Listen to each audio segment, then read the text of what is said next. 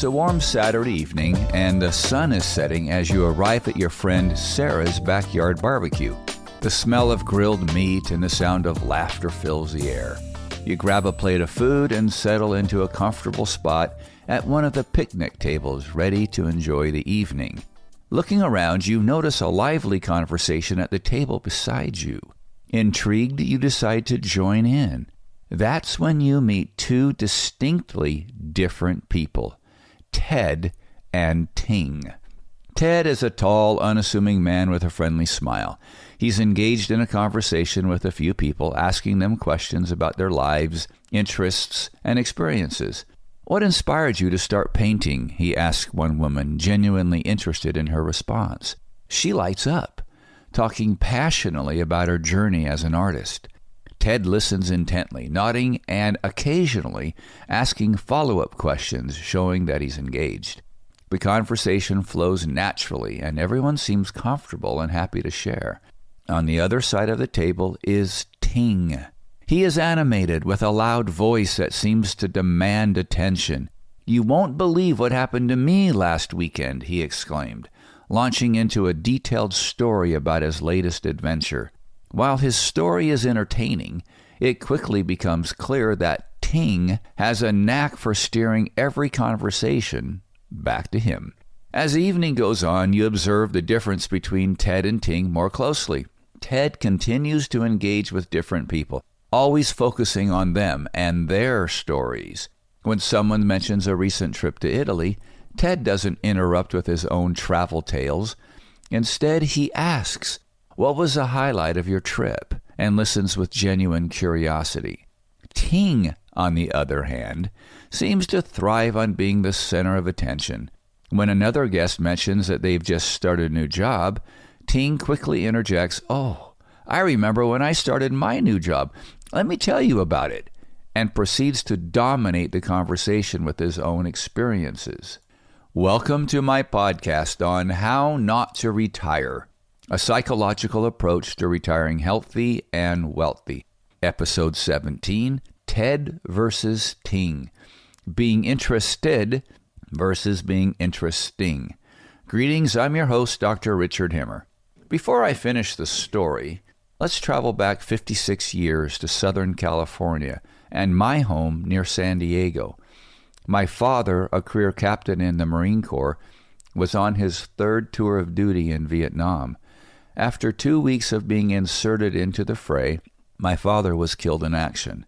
I'm recording this segment on Memorial Day in commemoration of my father and dedicated to all the servicemen and women who devote their time and energy to my freedom, despite the constant dangers of our politicians seemingly doing their inept best to remove said freedoms. But I digress.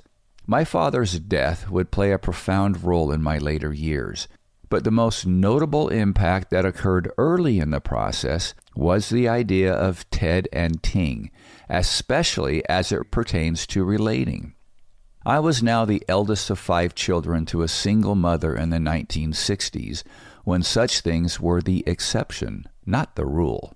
For the next 2 years, almost without exception, whenever the topic of my father came up in conversation, which it often did given the time frame and my geographical proximity to Camp Pendleton, every adult who engaged with me played the role of a Ting. They assured me that they knew what I was going through and provided endless unsolicited counsel on my behavior moving forward. At the tender age of 12, 2 years after the death of my father, I decided that it was in my best interest to avoid all adults at all costs, and definitely not share anything personal with them for fear of a Ting pin being set loose on my delicate psyche. For the next 38 years, or until I was about 50 years old, I shared my father's story with perhaps 5 people. And those 5 people asked me about him because they wanted to know. They were Ted's. You know, I've been coaching people for the past 30 plus years. I've seen so many dysfunctional people, family, and businesses. Sometimes it's amazing that we as a society haven't totally annihilated ourselves. My current focus for the past 4 years is the role of emotional intelligence and psychology in retirees. Here's some things that I've observed. There isn't any difference between a couple or a single person moving into retirement and a young university graduate starting their first job and then entering the career path. Here are two specific axioms that are universally true. 1, all of those so mentioned want to connect. They want to feel heard and to be loved, which is my way of saying that they want to experience relationships based on mutual trust and respect. 2, they want to grow, learn, and constantly change for the better. Many of my coaching appointments over the years have been with 40 and 50-year-olds trying to figure out how to deal with their dysfunctional parents who are in their 60s and 70s. Their parents are selfish, clueless, and addicted to generational behaviors that push people away. And they're unconsciously incompetent with respect to their own behavior. What they want is a family connection, but their behavior gets them the opposite of what they want. This is called collusion in the world of psychology. Let me say that again. Collusion is when a person acts in such a way that they get the opposite behavior in return. Now, as I go back to our original story, please insert yourself into the narrative that I've been telling and ask yourself, which role do you typically take, Ted or Ting? Being a fence sitter or a wallflower when it comes to family relationships doesn't get you closer to what you want. There is a right and wrong in this story.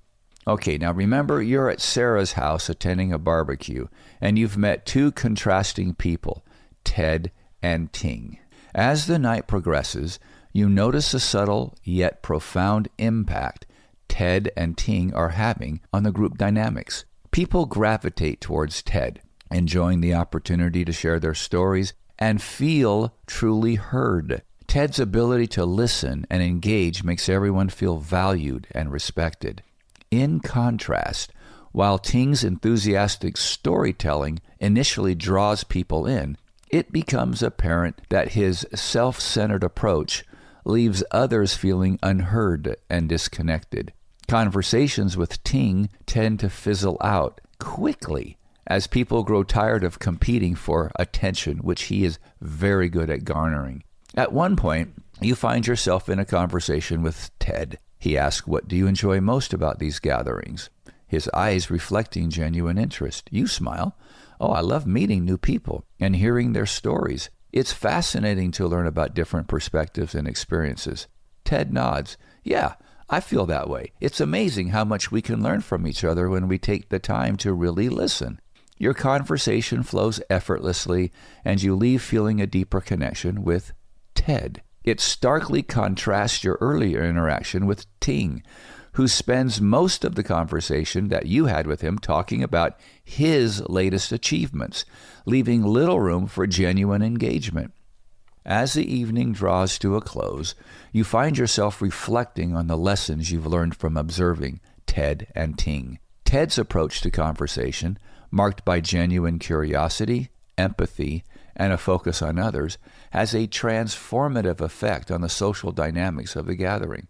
In contrast, while entertaining initially, Ting's self-centered approach ultimately leaves people feeling disconnected and unfulfilled, an insatiable moment. Driving home that night, you make a mental note to strive to be more like Ted in your interactions, asking open-ended questions, listening without interruption, and showing genuine interest in others can foster deeper connections and more meaningful conversations. The next day, you find yourself at a family gathering. Your uncle, a seasoned storyteller, is recounting his latest fishing trip. So you decide this is a perfect opportunity to put what you learned into practice.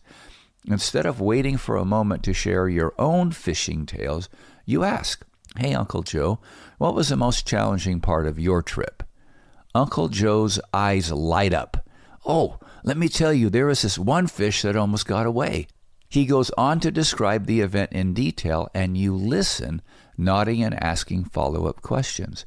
Your uncle seems pleased with your interest, and other family members chime in, sharing their stories and experiences. Notice everyone wants to talk about themselves. Therefore, the conversation becomes a lively exchange with all feeling involved and valued. Why? Because somebody was a Ted. Later, your cousin Emma, who recently started a new job, joins the conversation. Instead of interjecting with your own experiences, you ask, Emma, how are you finding your new role? Emma smiles, visibly relieved to have someone actually be interested in her. Now, there are two positions in any conversation. One is power, and the other is control. So we have power and control. A Ted is in control because of the questions asked. Teds control the direction of the conversation, not the people. And those with Ted happily delegate control back to Ted to control the conversation because it's safe, fun, and entertaining. The other reason is because a Ted gives all the power to the others. Power is permission to be authentic, to be right, to be wrong, without fear of judging or retribution. A Ted provides safe space. A TING, contrasting, steals that safe space and takes both power and control. There is no neutral around a TING. There is only one-upping, judgment, criticism, tons of relating, criticism, sarcasm, and manipulation. I have seen too many grandparents and parents who slide into retirement become tremendous burdens on their families, not financially, emotionally. Sometimes it borders on abuse with all the victim playing and the guilt leveraging. Let's conclude this segment with some homework so you can start your pathway to becoming a Ted in your family and in your social circles. It starts with understanding that nobody cares what you think or feel until they know you care about them. Grandpa and Grandma, your kids and grandkids tire of your constant complaining about your aches and pains. They really don't care, and they wish you'd shut up about it. Now, that's probably pretty harsh stuff, and you may not care to hear it. But since I'm not related to you, and I don't have to put up with your childish addictions, you can hear it from a distant voice that doesn't know you personally. But I know your behavior, and it's harmful.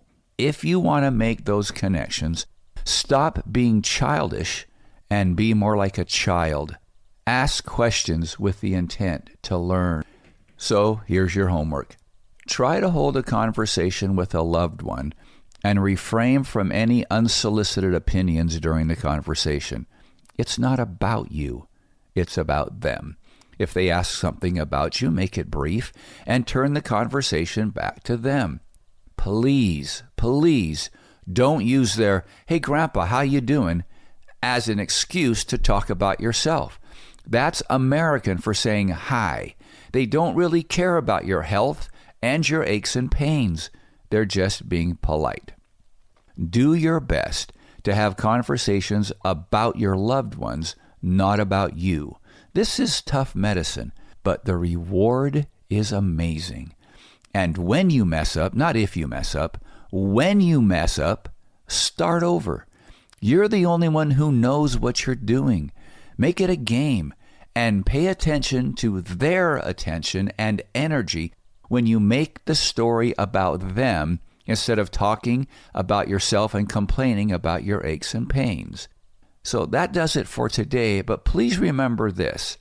Don't try harder doing the same thing you've been doing for generations and pushing people away. Try different. Practice being a Ted and just sit back and watch the love come your way. Until next time, may your habits harmonize with your purpose, leading to a life filled with happiness, joy, and well-being.